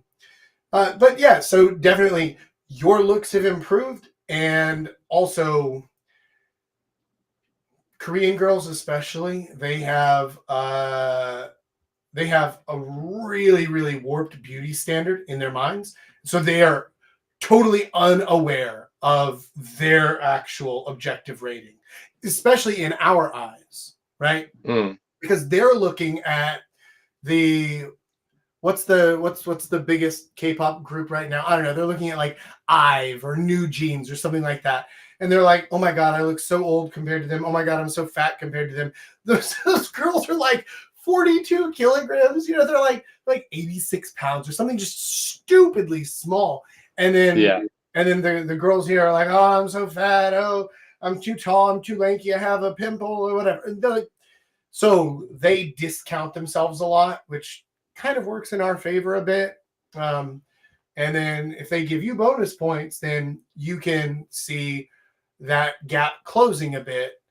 But one of the other dangers to that kind of situation, and I've seen this happen a few times, is like a really hot girl will marry a mid guy because she's like, oh, well, it's personality that matters, and oh, we have a great time and all this, and like everything's good for a while. But then she gets a bit older, they stop having sex as much, and he's not giving her as much attention as she once did, but she's still getting lots of attention from other people. And all of a sudden, she starts to wander a lot easier because she's so used to getting that much attention all the time. Now, if she knows that she's levels above you, then it makes it a lot easier for her to start to wander. Now, if you guys are both fucking supermodels, then she's like, well, now hold on a minute. If I'm getting this much attention, he probably is too. So we need to protect each other, right? We need to worry about this. But if I'm married to a supermodel, then she's like, well, but Jack's not getting any attention from other supermodels. Like, I don't know. Like, I feel like, and so in the relationships where I've seen this happen, so far, every time that's happened, the girl cheats. Every time that I've seen that relationship happen, the super hot girl with the mid guy, then over time, and it's a matter of when, not if, the hot girl cheats. So that's another thing that mid guys always have to be concerned about if they're dating super hot girls. It's like, okay, cool. Well, every single year, I get older and fatter and saggier, and she still looks hot as fuck, and she's still getting attention everywhere she goes. I can't be playing defense, playing goalie everywhere that we go all the time. And also, that's exhausting. You shouldn't have to do that in a trusting monogamous relationship. So, like, it's a rough situation. Yeah. Real quick before we move on, Z-Mac, and here's when Grandma comes in with the clutch rating. Absolutely, Z-Mac. Talking about getting an objective rating. You know what? From a Polish grandmother, that might actually be true. Dude, Polish people are a special breed, and they won't bullshit you. They won't. I mean, they will if they're trying to swindle you. But if you actually know them, and if you have like a good relationship with them, they will give you direct, unsolicited, direct honesty. Oh, I do love me some more. Let's hit the next question. What you got for me, Jason? So it says, if you're seeing a girl regularly, could a girlfriend or just a casual situation at any point, can you get her to pay for something, or do you always have to keep the dynamic? No, you don't have to. Like, that goes back to the covert contract and the forthright communication thing. Like, if you want to pay for things, you can. And generally speaking, so this is one of those weird things where, like, everything is equal. Everything that we want to be equal, right? But like, we still believe that men should pay for the date, especially the first date. Here's the thing. If you want, you can die on that hill and be like, no, we should split the check. I don't think it's a worthwhile battle. However, what I have done before to not to make her pay, but to help her feel like she's putting in on this as well, she's covering part of the thing, is I'll say to her, like, okay, cool. Listen, before we order, how about this? One of us will pay for dinner, and then the other one can pay for drinks after dinner, okay? And I mean, if you don't feel comfortable with that, like, I don't mind paying for both, but a lot of girls prefer to pay for part of it just so that, you know, I'm not trying to, like, buy your attention or whatever else, okay? Especially over here in Korea, because that's been a problem in the past. And so I would just say things like that. Or like if you're having a lunch date or whatever, be like, okay, cool. I'll tell you what, I'll get lunch and then you can buy coffee afterwards. Cool. Yeah. Unless she's a student and has no money and you're working, right? If you're both on equal level, then you can basically ask her to pay for the next part, and that's totally fine. I wouldn't say chip in. I wouldn't split the bill because that feels that feels miserly, even though telling her to pay for the second part of the date doesn't. It feels like, oh, okay, cool. I'll pay for this part, you pay for the next part. We're all good. We're both contributing to the thing, to the fun. We're having a good time together. That feels totally fine and normal, at least here in Korea. It's hard for me to say what the culture looks and feels like on the ground in America right now because I haven't lived there since 2009.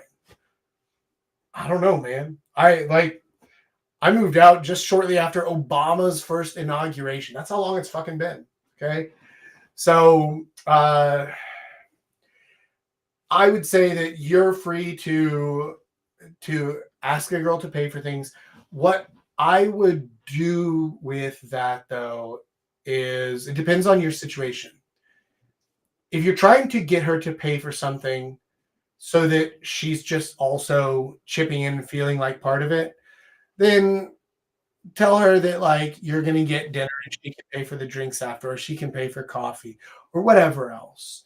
But if you're trying to get her to pay for stuff because you can't afford it, then I would just say that and be like, hey, look, I know you said you wanted to go out for a fancy pants dinner out at Red Lobster, but that's just not in the budget for me right now. So we can do Cece's Pizza if you want, but otherwise, if you want to do Red Lobster, you're going to need to be covering it. And if she gets upset about that, that's cool. Bye, Felicia. And you just send her packing, right? Because a girl who's trying to ask you to spread yourself thin financially doesn't give a shit about you one way or another. Nobody would ask you to do that who has your best interest at heart at all. Nobody would ask you to like put it on a credit card if they want you to actually succeed in life, right? Like we all know how bad that shit can get. So no, anybody who's going to try to force you to pay for things that you can't afford, get out of there anyway. But if she wants to do something cool, she wants to do something fancy, you can just tell her like, hey, look, cool, we can do that, but you're going to have to cover it. I can get the... We don't even have Blockbuster anymore. That's how long it's been since I lived in America. That's what I was about to say. I was going to say I can get Blockbuster on the way home. But you could say, oh, like I'll grab us a 6-pack from the shop on the way home, but I can't afford that dinner. Like, okay, that's fine. So you basically flip the script from what I said earlier.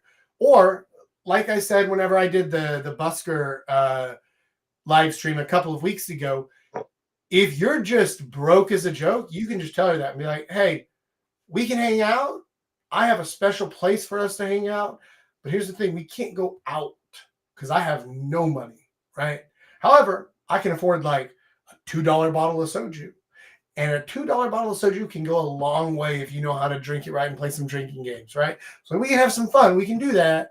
But we got to do it in my place on the super cheap. And like you can do that. You can tell her that.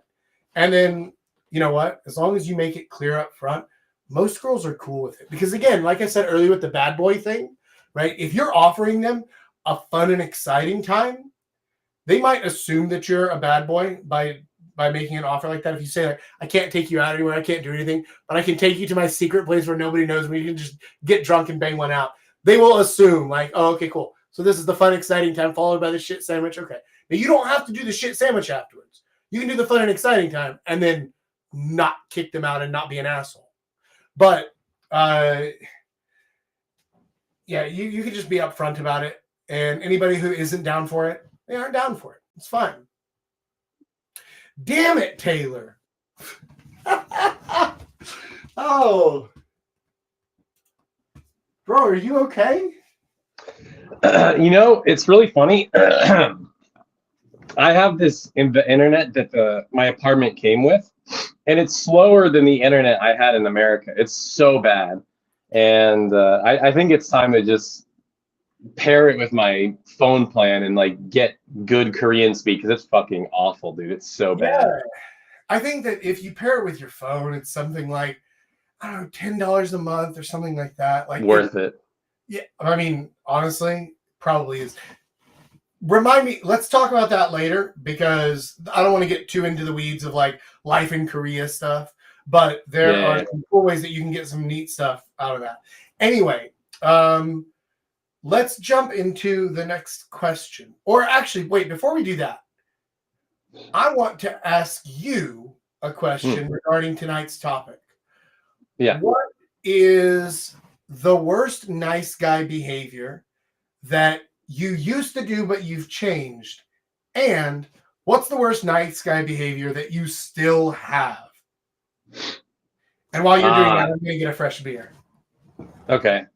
I think the nice guy behavior that I used to do that I think I've cut out is I have a unfortunately high tolerance for BS. And what I mean is like there's stuff that a girl might do that I don't like, but I don't want to tell her that I don't like it. I don't want to rock the boat. So I would just not say anything. But now I just don't tolerate that anymore. It's like, oh, you're going to be weird or you're going to like say something rude to my face. Bye. Like, I just don't have time for that anymore. Yeah, so that's definitely something I cut out quick. And then as far as something I still do, I'm still a little hesitant to make the first move, especially if the girl's not outgoing. Because like, you know me, I can match someone's energy. So if the girl's really shy or she's an introvert, it's really hard for me to pull that out.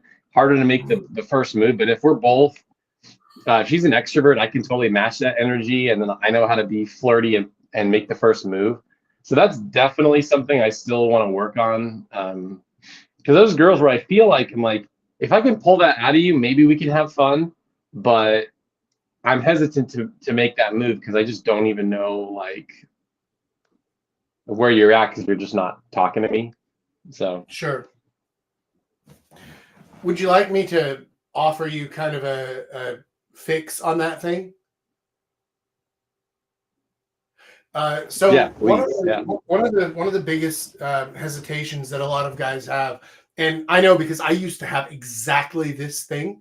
One of the biggest hesitations that they have is they're like, well, I don't mind that she knows that like I want this to be a romantic and potentially sexual date, but I don't want to like push it or like rush into it or for it to be like that kind of weird thing.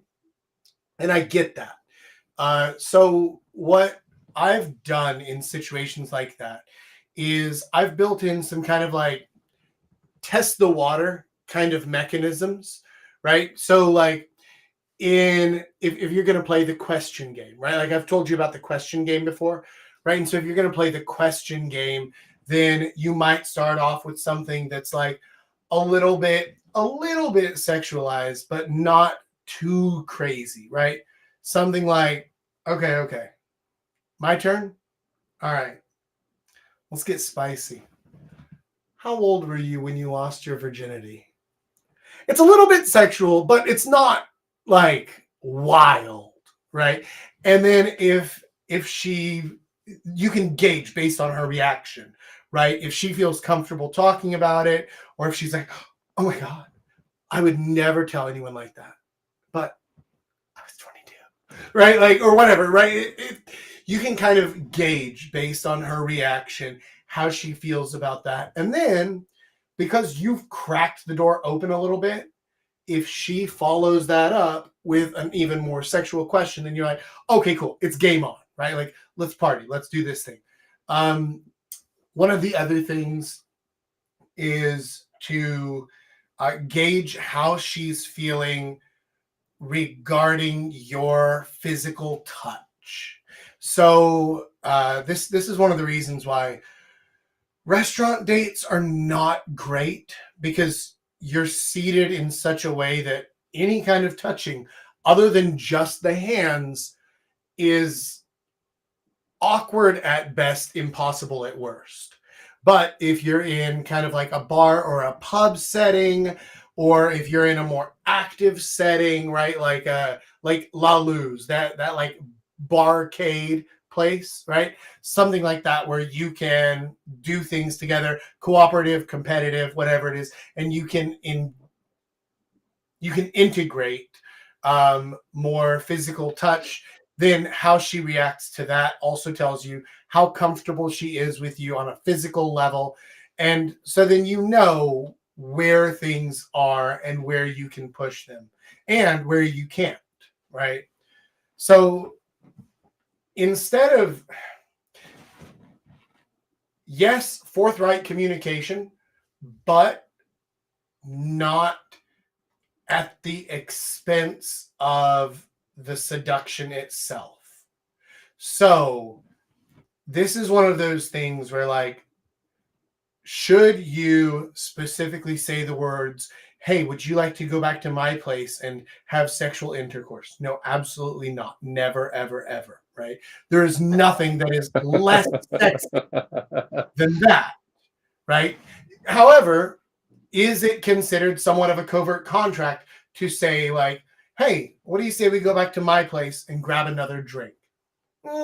Kind of, but that's also just part of the social dance that we accept. So if she gets there, and this is the important difference between this and an actual covert contract, if she gets there and then she's like, hold on, wait a minute, I feel like you have the wrong idea. I do not want to do this. Then you're like, okay, cool. You're not angry about it, right? You're not angry about it. It's like, oh, okay, cool. Right. Well, you know, those are the risks that we take by the social situation here. That's fine. Right. You can't get angry about it. But that is one situation where it's something of a covert contract, but also it shouldn't really be to most people with any level of experience, because we all kind of know what that means. It's like Netflix and chill. We're like, oh, it's coded language. It's not fucking coded unless you're a boomer. We all know what it means, right? Like, yeah. So that's one of those kind of situations. Don't be afraid to crack the door open. And this is the biggest takeaway to the issue that you were having, which is don't be afraid to crack the door open, because, like I said before, she already knows you're a guy, guys want sex, right? That whole thing. But if you crack the door open and then she's like, do you know what? I like you, but I'm not ready to talk about something like that yet. Let's talk a little bit more, maybe have another drink or two, and then we'll see how I'm feeling. Like, okay, cool. That's also a perfectly reasonable response where you're like, all right, that's fair enough. I cracked the door open and you said, okay, cool. I'm going to go ahead and close that, but I'm not going to lock it. Let's try again later, right? So I wouldn't be afraid to open up the conversation a bit. There was a girl I dated years ago. I mean, obviously, years ago, right? Been married for like almost 5 years now. So obviously, a long time ago. But I dated this girl, and this was when I first learned, like, it really sunk in that women don't punish you for trying for sex, but they will punish you for not trying, right? So I went on a date with this girl, and we had a good date. We had some drinks. We had a lot of fun. We talked all night, had a great time. And I was like, hey, my apartment's just around the corner. Let's go back over there and have another couple of drinks. And she was like, I see you, Guy. And here's the thing. Yes, but not yet. Okay. All right, cool. And then the next time that we had a date, I was like, hey, this is a lot of fun. My apartment's just around the corner. Let's go over there and have another drink. And she's like, okay, but just for a drink. We went back over there. And she was like, I see you, Guy. Yeah, not yet. Okay, like I'm a traditional girl. This is not yet, but good for you. And she wasn't mad about it because, again, like, they know, right? They know it isn't a secret. They know that men want sex. And then third time's the charm. Like, then we sealed it up. But she was never mad at me for trying. However, the times that I didn't try, I didn't even get a call back. Right? Like, which is, it's an important takeaway there of like, girls, not always. They won't always punish you for not trying, but they will punish you for not trying. However, women don't punish you for trying. The same way that like no guy gets mad at a girl whenever she says like, oh, well, I thought you were buying dinner. And then he's like, oh, well, you know, I thought that we were splitting the bill. And she says, okay, that's cool. Like, I have my wallet too. I can cover my part. But she's going to try for it, right? She's going to try for the free dinner. Why wouldn't she? And you won't get mad at her for it. You might be a little bit annoyed at worst, but you're not going to get actually mad at her. Same thing the other way around. Women will try to get free stuff from you. Men will try to get sex from women. Like, it's okay. It's okay. It's the rules, right? You're not supposed to talk about the rules. But it's the rules. You're allowed to try for it. Doesn't mean you're always going to get it, but you're allowed to try for it. And you know what's funny is I feel like if a girl thinks there is potential to hop in bed, that like they will make it kind of clear. And I remember I talked to you and somebody else in the community about this. There was a girl I was on a date with, and she's like, "Well, I'll just drive you home," and I'm like, "Okay." And like we were going in circles because my neighborhood's kind of funky, and she's like, "Oh, I guess I'm gonna have to do another U-turn." I'm like, "You can just drop me off right here." And she's like, "No, really, it's okay." And I'm like, "No, really, it's okay." So in her mind, she's like, "Oh, this guy doesn't want to do anything." But at the time, I just it's a long story. I don't want to. You were oblivious to the fact that she wanted to go to your place. Oh, yeah, totally. Because at first I was like, "Oh." She wanted to go to, like, she lived in another part of Seoul. She's like, oh, well, I drove here, so let's just get in my car and we'll go, you know, kind of back to where I live and we'll get another drink. I'm like, okay. And then, like, as we're walking to her car, she's like, well, I'm not feeling very good. Like, I think I'm just going to go home, but I can drive you home. I'm like, oh, okay. So when she said that, I thought, oh, well, she's just not interested, or she, whatever, or she's not feeling well. I don't want to push anything. But then she kept, like, insisting, like, I will drop you off at your house. But that's so I'm that's not a sure. coin flip there. What could have happened, right? My best guess on this, my actual best guess, like honest, based on my experience, this is what I think probably happened. She was down to bring you to her place. And then she thought, oh, I have to take a shit. And then she farted and she was like, oh, it went away. Okay, cool. No, I'm good to hang out. So now let's just do it at his place because we already said that. Like, my honest, actual guess of what happened there. Right now, impossible to know. Right. But just based on my experiences and from the stories that I've heard from women about like, so I was in this situation and then this happened and I said this, but then, right. And so my best guess is something like that. Or maybe she thought that she got her period, but then she checked and it's fine, right? Like, I just peed myself a little bit. It's okay. Whatever, right? So who knows with that? But yeah, definitely being oblivious to the signals that they're trying to show you can cost you a lot.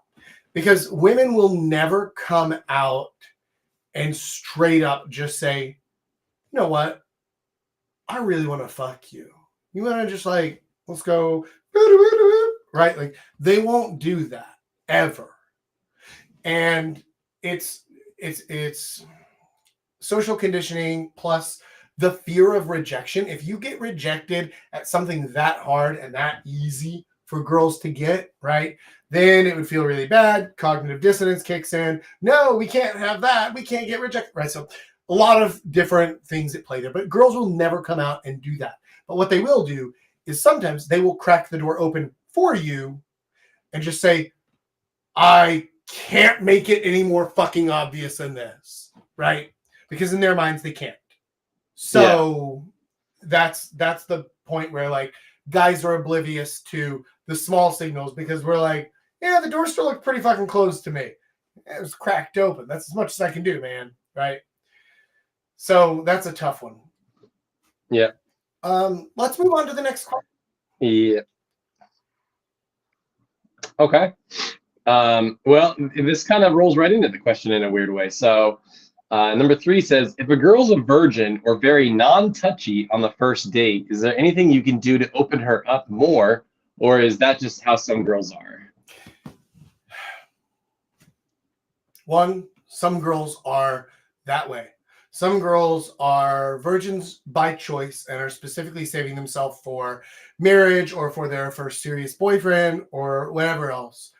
But not all girls who are virgins and older are specifically saving themselves. A lot of times they just haven't really had the chance. Like, of course, they could get sex if they wanted, but they haven't had like a good opportunity, a good chance with somebody who they actually liked. The counter to this thing of like, I'm not very comfortable with physical touch, things like that. The counter to that is confidence. And I don't mean confidence like assertiveness or like over the top flamboyance or anything like that. I'm talking about the confidence of the first time that you went in to get your blood drawn and you were nervous and you were a little bit scared and you're like, this is going to hurt. Am I going to like pass out? Do I have to like chug orange juice before or after a fight? I don't remember what it is. I'm a little bit nervous about this whole thing. And then the nurse walks in and this is her 50th time today drawing blood. And she just comes in with the confidence of someone who knows exactly what's happening. This is just, look, this is normal. This is just what happens next. It's totally fine. Don't worry about it one bit. Here, give me your arm, okay? Pop, pop.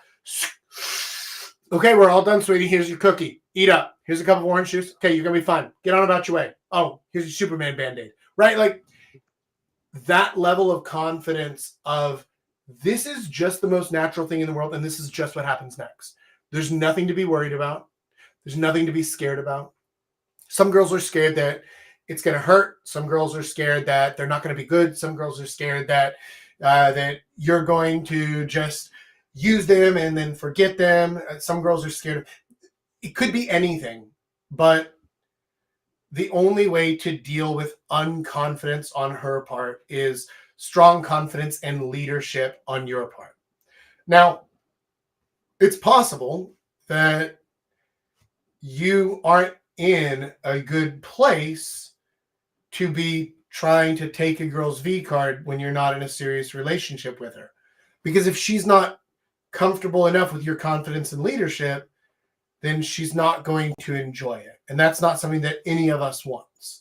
So maybe you need to get a little bit more experience under your belt before you try to start leading girls so that it's not the blind leading the blind.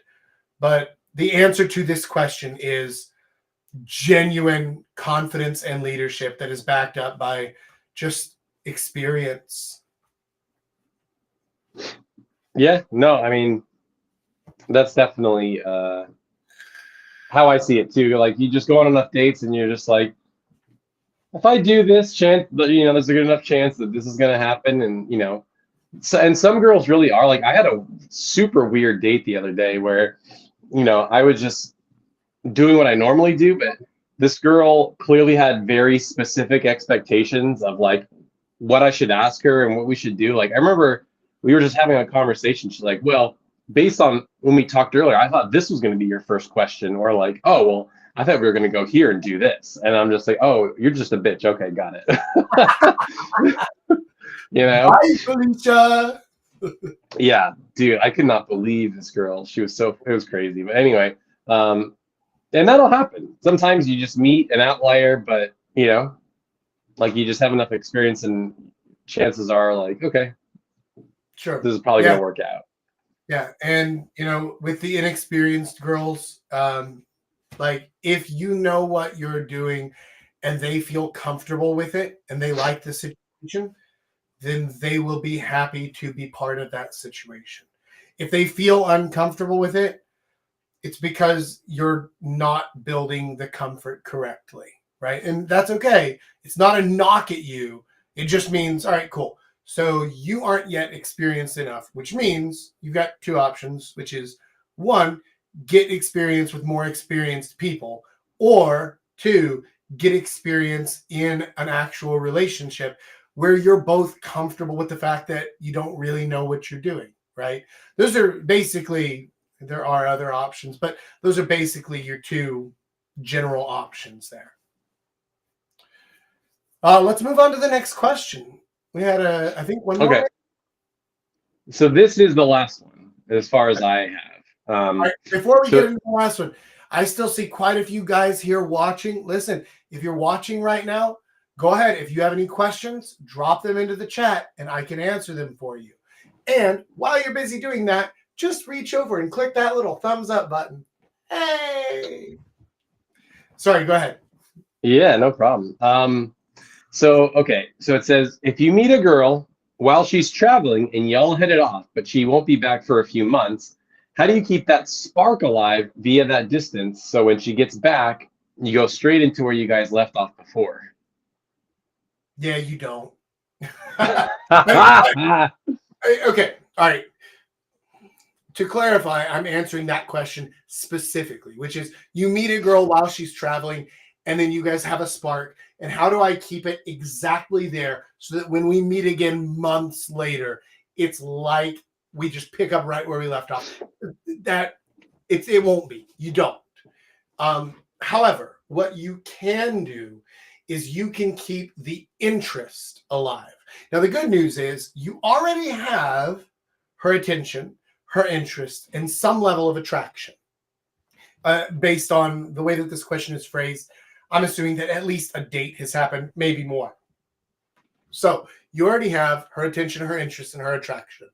Now, you cannot increase attraction through text.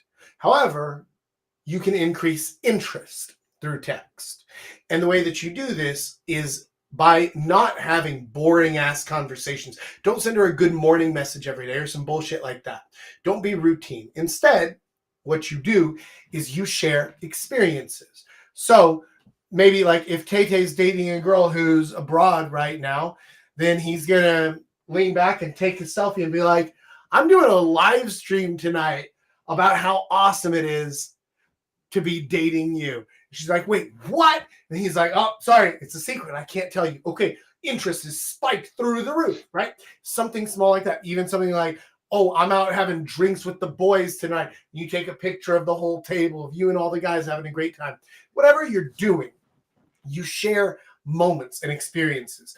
Kind of the same way that like Instagram stories are meant to be, but without all the vapidity and bullshit that comes along with those. Which, by the way, I absolutely hate Instagram stories. I cannot think of a bigger fucking waste of time than Instagram stories. But for whatever reason, it works. And so my social media guy keeps fucking yelling at me. He's like, you need to post more stories. You need to post more stories. And I'm like, but I'm not gay. I don't know what you fucking want from me, man. Like, it literally never crosses my mind. I'm not a fucking tween, okay? Anyhow, got off topic.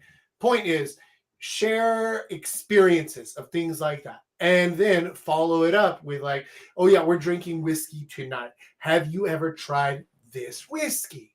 Or like, we're doing this thing. I'm having this experience. Or like, have you ever done a live stream on YouTube before? No? Well, if you're lucky, maybe we'll bring you on one day. Or what? Like, create a shared thought, a shared experience, because all relationships, not just romantic relationships, but all relationships are based entirely on shared experiences.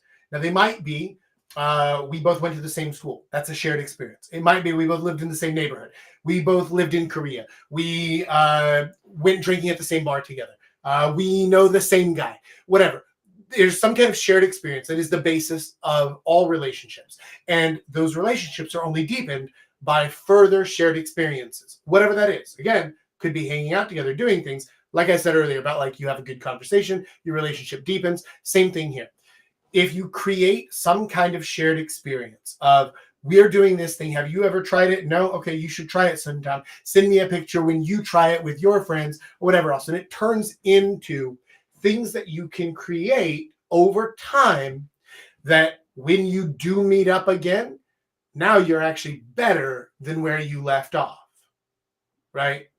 So to answer the question, you don't. It either gets better or worse. You're either moving forward or you're moving backward. That's all that there is to it. Here's how you move forward. If you want to move backward, that's easy. Just fucking send her good morning messages.